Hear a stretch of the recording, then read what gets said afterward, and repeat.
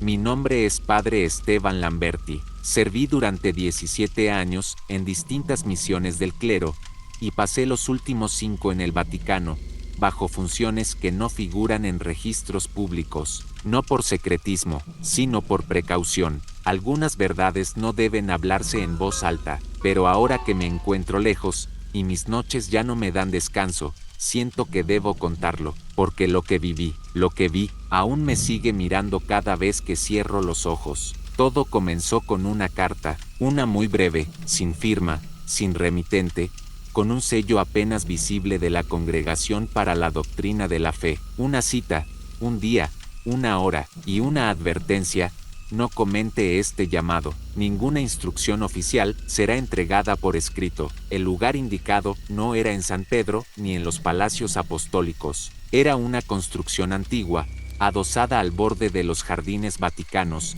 que casi nadie conocía. Un acceso lateral, sellado desde fuera, pero custodiado por 2 guardias suizos que no respondían a ningún saludo. Allí conocí al Monseñor Conti, un hombre delgado, de ojos grisáceos, mirada dura, y voz firme. Padre Lamberti, me dijo sin dar la mano, lo hemos convocado porque ha trabajado con niños, porque ha servido en África, porque ha visto cosas que otros no, y porque creemos que puede resistir lo que está por ver. Le pregunté si se trataba de un exorcismo. Él negó con la cabeza. Los exorcismos se realizan en casas, en hospitales, en graneros. Lo que tenemos aquí no puede ser movido, y no debe ser tocado. Bajamos por un pasillo de piedra, sin cruces, sin imágenes. La humedad se sentía viva, como un aliento antiguo. Al final del corredor, una puerta de hierro. La abrió con una llave dorada. Dentro, había una habitación pequeña, sin ventanas. En el centro, una caja de cristal, y dentro de la caja, un cráneo humano, pequeño, como de un niño, con la parte frontal destruida, como si le hubieran arrancado los ojos. Me quedé mudo. ¿Qué es esto? Una reliquia, pero no como las demás. Esta no fue canonizada, ni reconocida. Fue contenida, por orden directa, hace más de 300 años. ¿Por qué me la muestran? El monseñor se acercó y bajó la voz. Porque el cráneo se ha movido. ¿Perdón? Ayer por la noche, un guardia escuchó golpes desde dentro de la caja. Pensó que era un temblor, pero al revisar las grabaciones, vio algo, una sombra, alguien parado detrás del vidrio, mirándolo desde adentro, y luego, los ojos del cráneo estaban abiertos. Pero, es imposible, no hay ojos, ahora hay. Me encargaron rezar en esa sala, cada noche, durante 1 hora, solo, sin cámaras, sin compañía, sin armas, solo oración, y durante 5 noches, todo fue silencio, hasta la sexta. A las 13:06 de la madrugada, el aire se volvió espeso, el rosario se me cayó de las manos, y escuché una voz, clara, de un niño, desde dentro de la caja: no soy santo, fui elegido, pero no por ellos. No hablé de la voz con nadie. La mañana siguiente, durante la misa matutina, noté que el incienso olía diferente, más denso, más fuerte, como si ardieran maderas antiguas, no las que usamos habitualmente, y al mirar la imagen del arcángel Miguel en el altar, juraría que no sostenía su espada en la misma posición. Me repetía que era el cansancio, el encierro, que estar cerca de una reliquia como esa podía alterar los sentidos. Pero al volver al recinto subterráneo esa noche, encontré algo distinto. El cráneo ya no estaba solo. A su lado, dentro de la caja, había una pequeña figura de plomo, un ángel arrodillado, con las alas rotas y los ojos vendados. No había estado ahí antes. ¿Quién la colocó?, pregunté al Monseñor Conti. Él me miró fijo, y me dijo con un tono que no admitía réplica: esa figura aparece cuando él se despierta. Él, no tenemos nombre para lo que fue, pero sí sabemos cómo lo llamaban los registros antiguos: el elegido sin arcángel. Esa noche, no recé, solo observé, y a las 3:06, como antes, la voz regresó, pero esta vez no vino del cráneo, vino de detrás de mí. Padre, ¿por qué no me miras? Me giré de golpe. No había nadie, pero las velas parpadearon, y en las paredes del recinto empezaron a aparecer símbolos grabados, como si una mano invisible los dibujara desde el otro lado de la piedra. Los copié en mi cuaderno, y al día siguiente, fui directo a los archivos secretos. Con ayuda de un archivista que me debía favores, entré a una sección sellada por la congregación desde 1720. Allí encontré un códice antiguo, sin título, sin autor, solo una fecha, 4 de abril de 1666. Habla de un niño nacido dentro de los muros del Vaticano, hijo ilegítimo de un obispo y una mujer desaparecida. El texto no da nombres. Solo dice que el niño nunca lloró, ni durmió, ni parpadeó en sus primeros 7 días. Los monjes decían que tenía visiones, que hablaba de un Dios detrás de Dios, y que cada vez que alguien intentaba bautizarlo, la pila se vaciaba sola. A los 3 años, desapareció. Un siglo después, encontraron un cráneo sin ojos, enterrado bajo una celda sellada del monasterio de Castel Sant'Angelo. Lo trajeron en secreto al Vaticano, lo encerraron, y prohibieron todo rezo en su presencia. Cuando mostré los símbolos que aparecieron en la pared, el archivista empalideció. Padre, estos signos no son de demonios. Entonces, son precristianos, muy anteriores, son ángeles caídos, pero no del cielo. Esa noche, fui al recinto decidido a confrontarlo. Encendí una vela bendita, coloqué el crucifijo frente al cristal, y recité el Salmo 90 y un completo. El cráneo se agrietó, y de dentro, algo habló. Tú me nombras cada vez que rezas a quien me encerró. No soy el enemigo, soy el que vino antes. Y entonces, vi los ojos, negros, vivos, mirándome desde el interior del cráneo. Después de ver los ojos, mi cuerpo reaccionó solo. Caí de rodillas, no por devoción, ni por miedo, sino por peso, un peso invisible sobre mis hombros, como si 1000 manos me empujaran hacia el suelo. Las velas se apagaron una a una, sin viento, sin sonido, y en la oscuridad, vi, no con los ojos, con algo más profundo. Una visión se abrió ante mí, como si hubiera sido arrancada del tiempo. Vi una sala parecida a la actual, pero sin sellos, sin cajas de cristal. Vi monjes arrodillados en círculo, rezando en un idioma que nunca había escuchado, y en el centro, a un niño, de pie, con los ojos tapados por vendas negras. El niño levantó la cabeza, y su voz era como un trueno contenido.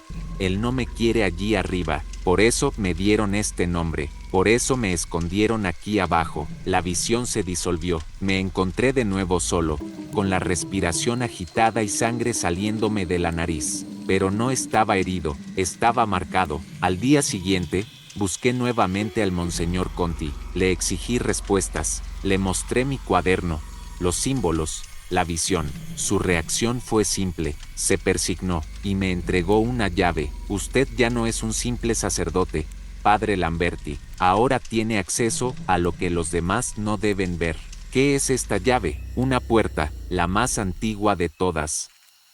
Está bajo la cripta de San Pedro, y lo que hay detrás, es el principio, y tal vez, el fin. Esa noche, bajé solo, usé la llave. Detrás de esa puerta no había una sala, ni una celda, había un túnel, tallado a mano, de piedra negra, sin inscripciones. El aire era espeso, casi líquido. Sentí que descendía no en espacio, sino en tiempo. Al fondo, una cúpula oculta, y en el centro, una estatua, un ángel, pero no como los que adornan las iglesias. Este tenía alas caídas, una corona rota, y en lugar de ojos, huecos. A sus pies, una inscripción en latín antiguo: Angel sab origine non videntibus, el ángel que nunca vio la luz. Y entonces, lo escuché de nuevo: no nací del pecado, nací antes del juicio, cuando no existía el bien, ni el mal, solo la mirada. El eco retumbó en los muros, y mi crucifijo se quebró en dos. Subí corriendo, nadie me detuvo, nadie preguntó, pero al llegar a mi celda, encontré una nota en mi escritorio, escrita a mano, con tinta roja: aún puede servir, pero esta vez, no será a él. Y debajo, una sola palabra, escrita con un trazo tembloroso: Lucem, la luz. Oh, el que cae desde ella. Me encerré en mi celda durante 3 días. No comí, no dormí, solo escribí, lo poco que recordaba, lo mucho que aún no entendía. La nota seguía sobre mi mesa, la palabra Lucem clavada en mi mente como una espina. No sabía si era una advertencia o una invitación. El cuarto día, el monseñor Conti vino a verme. Entró sin tocar. ¿Qué ha decidido, padre Lamberti? ¿Qué es lo que él quiere? No quiere nada. Él espera, como ha hecho durante siglos. ¿Y qué se supone que debo hacer yo? Conti se acercó, sin cambiar el tono de voz. Verlo, nombrarlo, y luego, decidir. ¿Decidir qué? Si merece ser liberado. Esa noche, me llevaron de nuevo a la cámara subterránea. La caja de cristal ya no estaba. El cráneo había sido removido. En su lugar, había una figura sentada, encapuchada, encadenada de pies y manos. No se movía, no respiraba, pero sabía que estaba vivo. Conti me entregó un libro, no uno santo, uno viejo, cuya tapa decía, Evangelio del que observa. Solo léelo en voz alta, dijo, y él despertará del todo. Abrí el libro, no entendía las palabras, no eran latín, ni hebreo, eran visiones, escritas en símbolos que yo, de pronto, comprendí. Mi boca empezó a hablar sola, cada palabra era un golpe en el aire, cada frase, una campana dentro de mi cráneo, y entonces, él levantó la cabeza. No tenía rostro, solo un hueco donde debería haber ojos, pero aún así, me miró, lo sentí en la piel, en el pecho, dentro de mí, y escuché su voz, no afuera, sino en mi alma. Por siglos fui el primero, por siglos fui encerrado, porque el Creador solo permite luz. Si está ciega, yo vi antes de ver, y eso fue mi pecado. Me arrodillé, no por devoción, no por temor, me arrodillé porque mi cuerpo ya no era mío. ¿Me dejarás salir, Esteban? ¿Qué eres? Soy el ojo que nunca cierra, soy lo que vino antes del juicio, soy el ángel que no cayó, porque nunca tuvo cielo. Cuando abrí los ojos, estaba en mi celda, solo, con el libro en el regazo, y una nueva nota: tu silencio será la nueva profecía, y tu voz, el nuevo evangelio. Hoy no soy parte del Vaticano, me alejé por motivos de salud, pero cada noche, a las 3:06, despierto con los ojos secos, y veo sombras moviéndose por mi cuarto. No me atacan, no me hablan, solo observan, porque fui el primero en leerlo, y cuando yo muera, otro lo hará, y entonces la luz dejará de cegarnos, y todo lo que fue escondido, volverá a mirar.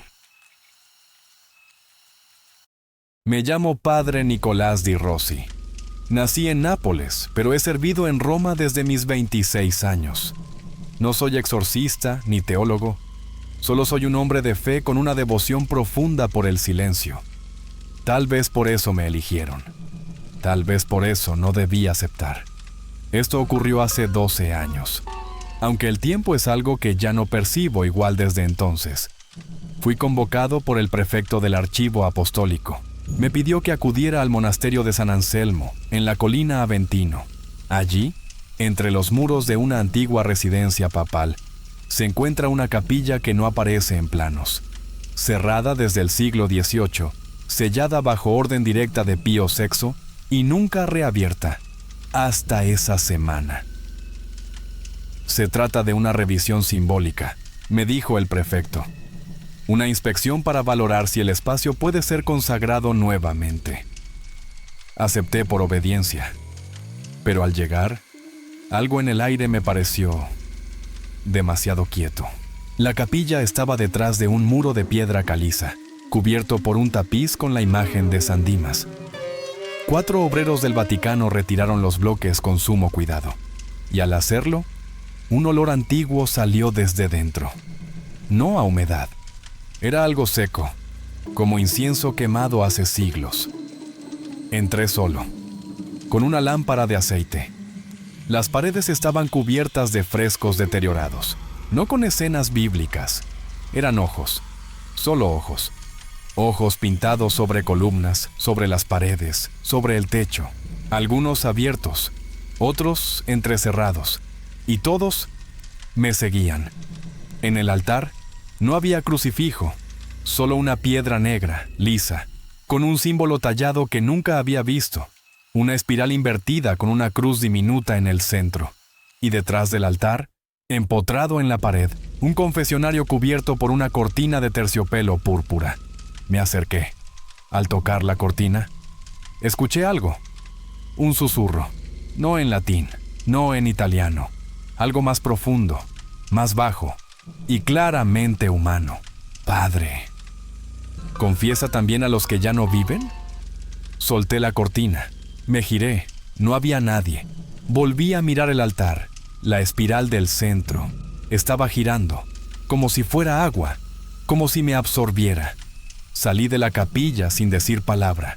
Esa noche no dormí.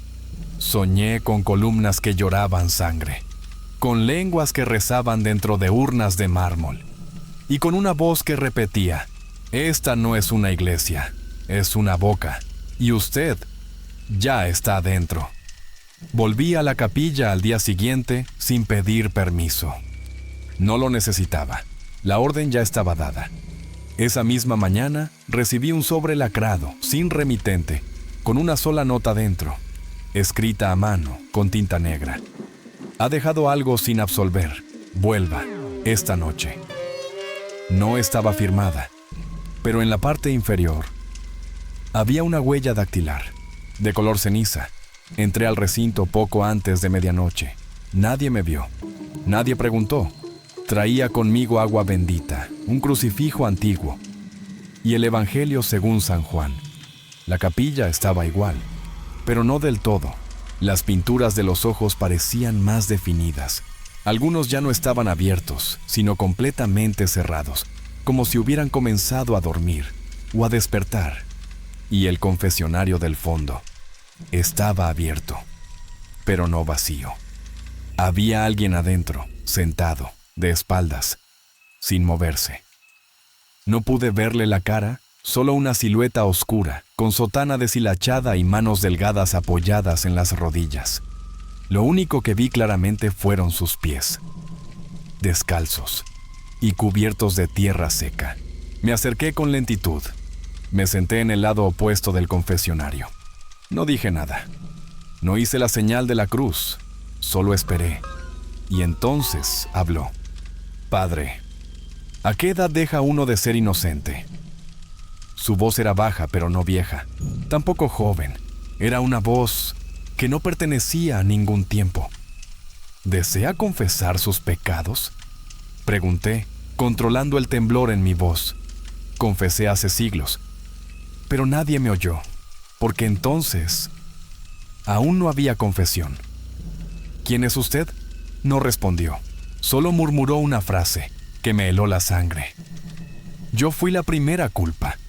Quise levantarme, no pude. Mis piernas estaban paralizadas, mis ojos clavados en la madera vieja del confesionario, donde alguien había tallado palabras en latín corrupto. No reconocí el dialecto, pero entendí su sentido. Era una oración, una súplica. No me dejes dentro, no me dejes dentro, no me dejes dentro. Y entonces el aire cambió. Ya no olía a incienso, olía a ceniza y a carne húmeda. El penitente habló una vez más. Si usted me absuelve, yo podré salir, pero si no, vendrán otros, y usted será el confesor eterno. Logré levantarme. Corrí hasta la salida.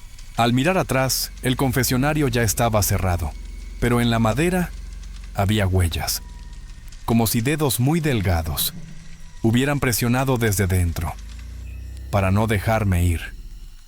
Después de esa noche, ya no pude rezar. Cada vez que intentaba arrodillarme, sentía un ardor en las rodillas, un fuego seco, como si estuvieran apoyadas sobre brasas invisibles. Mis labios se negaban a repetir las palabras del Padre Nuestro, y cuando forzaba la oración, sentía la lengua hincharse. Algo en mí se estaba rompiendo. Una tarde, fui citado por el prefecto del archivo apostólico. Me recibió en su oficina con gesto grave. Me ofreció agua. Yo no la acepté. Ha despertado algo que no debió moverse, padre Nicolás, me dijo sin rodeos. ¿De qué se trata? El prefecto abrió una carpeta. Dentro había 3 fotografías en blanco y negro. La primera mostraba el interior de la capilla, en 1902. Había velas en el altar, y un monje de espaldas frente al confesionario. La segunda, tomada en 1928, mostraba la misma escena, exactamente igual. La tercera era de la semana pasada, y el monje aún estaba ahí, en la misma postura. ¿Qué es esto?, pregunté. No es un monje. Nunca lo fue. Nadie lo ha visto entrar ni salir. Pero siempre está ahí, sentado, esperando, desde hace más de 100 años. Entonces, ¿qué es? No lo sabemos, pero cada vez que alguien lo escucha, muere alguien fuera del Vaticano.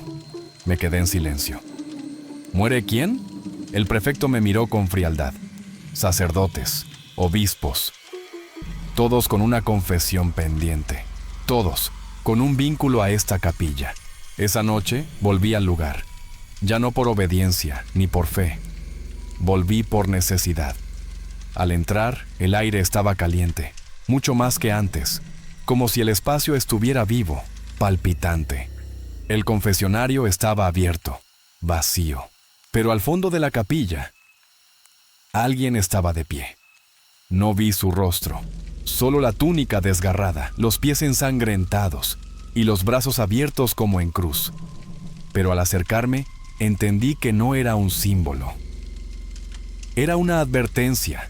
Su piel estaba cosida, de los labios al pecho, de los párpados al cuello, y en su estómago grabada con fuego una frase: «No abrirás su boca», grité, pero no salió sonido. Entonces vi el confesionario. La puerta se estaba abriendo sola, y desde dentro salió una voz. No un susurro esta vez, una voz gutural, rasposa, como si hablara desde una garganta podrida. «Ahora me toca a mí escuchar. Arrodíllate y dime, ¿cuál fue tu pecado?». La capilla tembló, las velas se apagaron y el suelo comenzó a agrietarse bajo mis pies. Intenté correr, pero el suelo me tragó. Desperté horas después, tirado frente al altar, con el rostro cubierto de ceniza. En mi pecho, alguien había escrito con uñas: «Absolución negada», y en la entrada, pintado con sangre, una palabra que no olvidaré jamás: reemplazo. Desde esa noche, el confesionario ya no está vacío. Hay un nuevo rostro dentro, uno que se parece mucho al mío, pero más pálido, más quieto, más roto. Y cada medianoche, yo escucho susurros bajo el suelo, como si alguien esperara confesarme. No fui el primero, y no seré el último. Lo supe al encontrar, entre los muros del archivo sellado, un diario prohibido, un manuscrito sin nombre, encuadernado en piel y escrito a mano con tinta rojiza, ya seca, ya muerta. En la primera página una inscripción: «Confesión del padre Leone di Terni, año del Señor 1714». Lo leí durante 3 noches, a solas, con las luces cubiertas y un crucifijo entre las manos que, por primera vez, pesaba demasiado. El diario hablaba de una práctica antigua, anterior al Concilio de Trento, una tradición secreta que no era parte de la liturgia oficial, pero que los más altos círculos eclesiásticos mantenían viva. Cada cierto siglo, un solo hombre es elegido para guardar el pecado más antiguo. No se trataba de custodiar un objeto, ni de sellar un demonio. Se trataba de encerrar una confesión, una tan poderosa, tan monstruosa, que ni el infierno quiso acogerla. Ese hombre, ese penitente eterno, fue el padre Leone, un sacerdote brillante, joven, destinado a ser obispo, hasta que escuchó la confesión de una entidad sin nombre, durante un exorcismo fallido en la región de Puglia.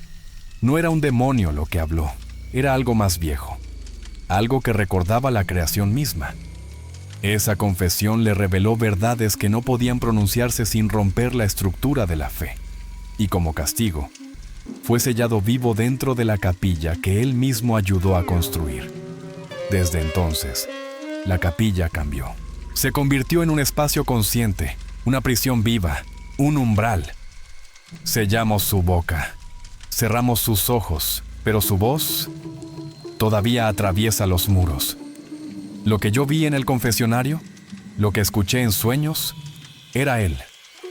Pero ya no como hombre, ahora era la confesión misma.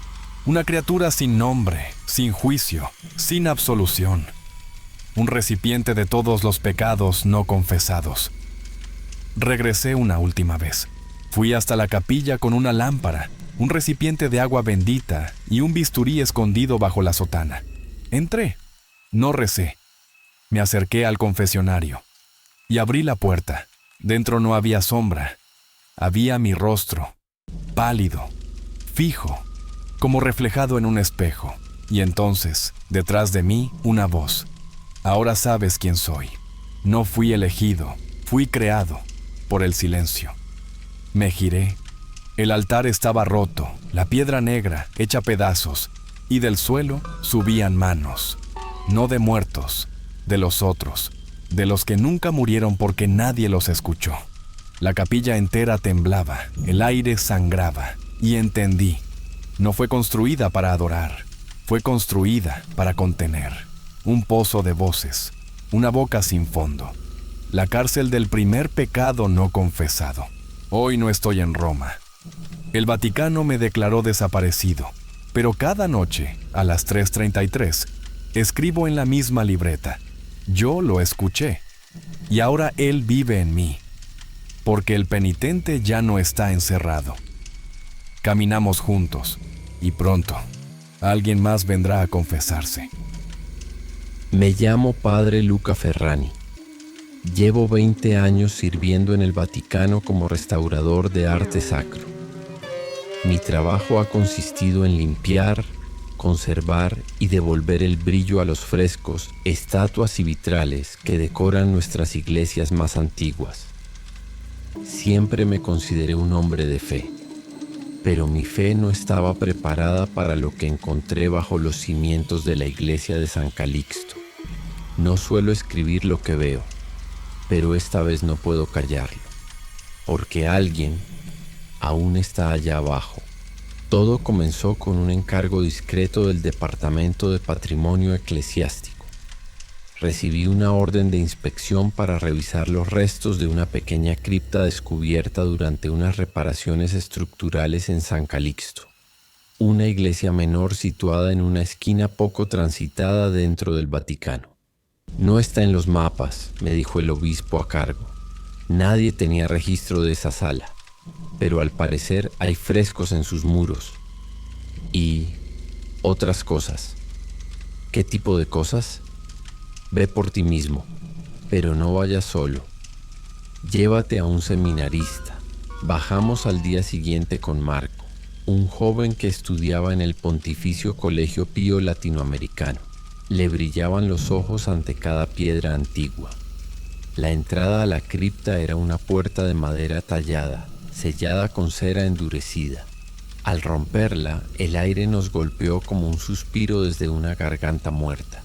Denso, agrio, lleno de polvo.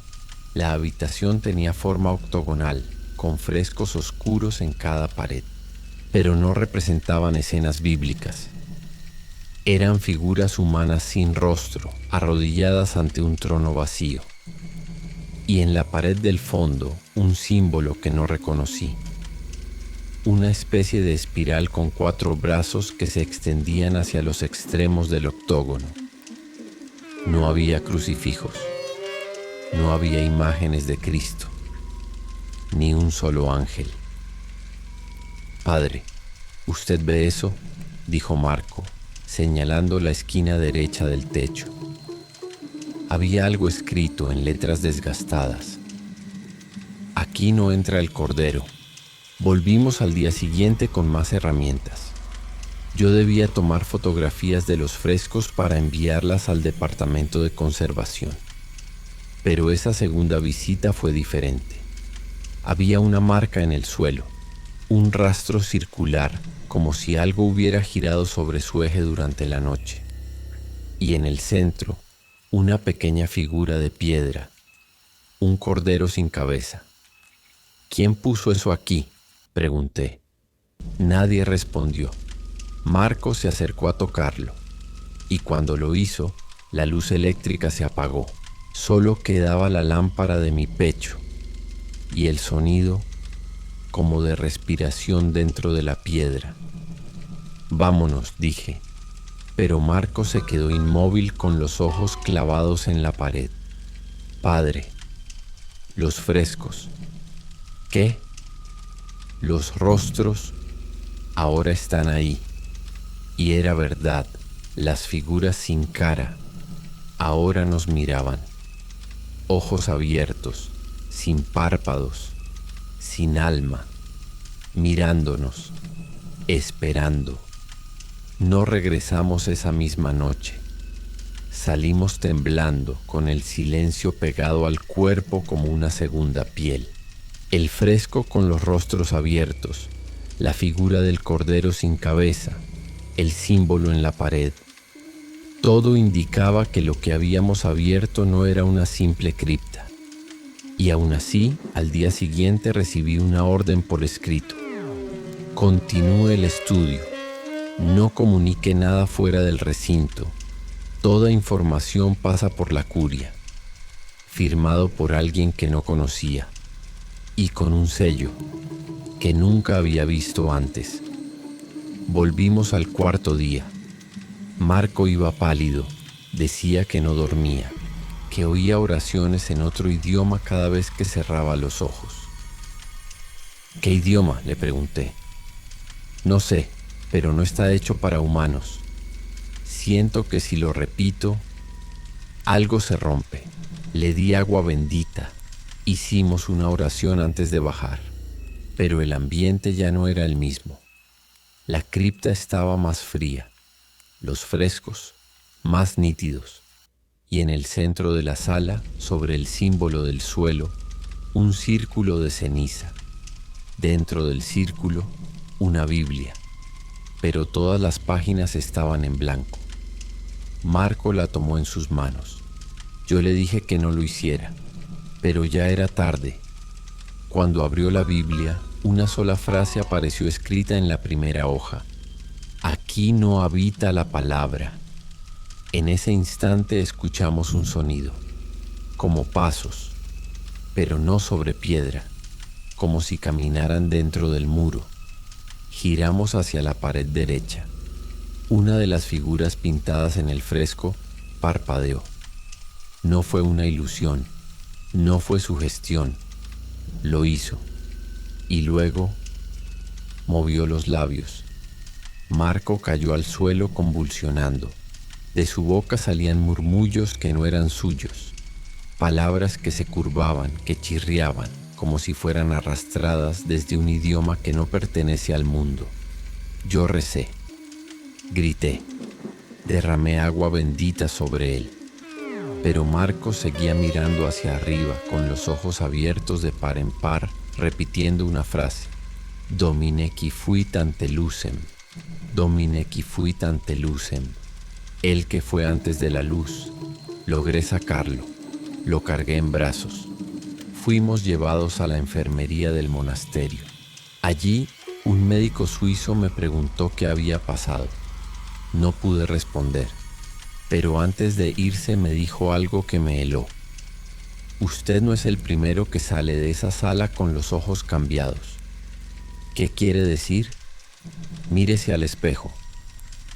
Lo hice, y entonces lo vi. Mis ojos no eran los míos, ya no eran marrones. Tenían un aro gris como una sombra, como ceniza mojada. Esa noche dormí en mi celda, pero a las 3:33 de la madrugada desperté sin abrir los ojos, porque una voz hablaba desde el rincón del cuarto, una voz que conocía mi nombre. Luca, ya tocaste la palabra vacía. Ahora, déjanos hablar. Y en el suelo frente a mi cama había huellas, ceniza y sangre. Pasé 3 días aislado en mi celda, no por miedo, por obediencia. Un cardenal de la curia, al que nunca había visto antes, me visitó sin previo aviso. No traía escoltas, ni cruz pectoral, solo un cuaderno delgado y una advertencia. Padre Ferrani, lo que ha visto no puede registrarse. Lo que ha sentido no puede nombrarse. Y si aún conserva su alma, le sugiero que deje de buscar. Pero yo ya había empezado. Y cuando uno empieza a escarbar en la tierra bajo el altar, no encuentra oro, encuentra huesos. Esa misma noche volví a bajar a la cripta, solo.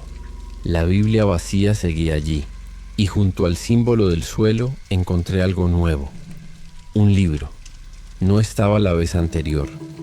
Su portada era de cuero gastado sin título, pero dentro los textos estaban en latín arcaico, con símbolos entre frases que no pertenecían a ningún idioma conocido. Al traducir las partes legibles entendí lo siguiente: aquel que fue antes de la forma se manifestó en signos.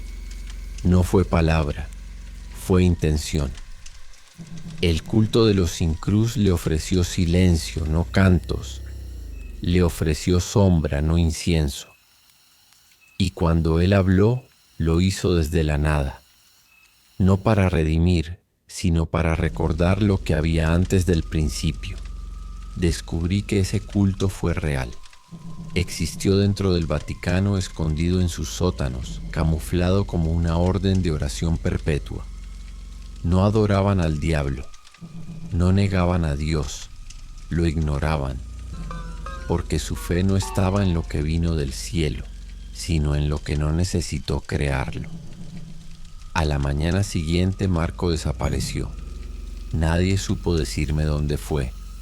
Solo encontré su diario, una sola página escrita, con letra temblorosa, y una frase: vi el rostro detrás del altar. No era humano, pero se parecía a mí. Desde entonces los frescos en la cripta ya no son los mismos. Cada vez que bajo, una figura más aparece, y ahora una de ellas tiene mi rostro. Y hay una inscripción nueva en la pared, en un idioma que no sé, pero que entiendo perfectamente. A él no se le reza, a él se le escucha, porque su nombre está en todos los pensamientos que no te atreves a tener. Anoche, antes de dormir, dejé una hoja en blanco sobre mi escritorio. Esta mañana tenía algo escrito: bienvenido al reverso. A partir de ahora, cada silencio tuyo será parte de nuestra misa. Pasaron 2 semanas desde mi última entrada en la cripta. Desde entonces las figuras de los frescos ya no me miran, me esperan. El Vaticano ha guardado silencio. El cardenal que me advirtió no volvió a aparecer. Y en la correspondencia oficial mi nombre ha sido sustituido por otro. Archivado, secuencia 7L. No sé qué significa, pero sé lo que viene. Lo sentí la noche pasada, cuando el símbolo del suelo comenzó a brillar. Hoy bajé por última vez. No llevé cruz, no llevé Biblia, solo una hoja en blanco y una pluma.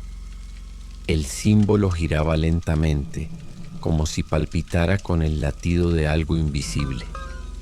Las figuras de los frescos ya no estaban en las paredes, estaban de pie, a mi alrededor. No hablaban, no se movían, solo abrían la boca, como si pronunciaran un canto que yo no escuchaba pero sí entendía. En el centro de la sala, donde antes había ceniza, había un espejo. Lo encuadraba un marco de oro ennegrecido. Y detrás de mí, nada, solo oscuridad. Me acerqué, me miré, y ahí lo vi. Yo no tenía reflejo, solo una figura, alta, vestida como yo, con mi rostro, pero sin ojos, solo una espiral negra en cada cuenca vacía. Y entonces habló, con mi voz: tú no fuiste enviado aquí, tú fuiste invocado. Eres la respuesta a la oración que nadie admitió haber hecho. Eres el eco del culto, y esta cripta es tu útero. El espejo se quebró sin romperse, y la figura me extendió una mano. La tomé, y entonces recordé: Recordé que ya había estado aquí, que siempre estuve aquí, que esta no era mi primera vida, sino mi repetición, porque yo no vine a investigar el culto. Yo soy su herencia, su legado, su voz. Cuando subí al nivel superior, nadie me vio, nadie me saludó. Los pasillos del Vaticano ya no me reconocen, porque no camino sobre ellos. Camino debajo y hablo en sus muros y escucho desde las sombras. La fe solo funciona cuando hay silencio. Y ahora el silencio tiene nombre. Padre Luca Ferrani, archivado. Secuencia 7L. Voz del reverso. El que nombra sin hablar. El que regresa sin ser llamado.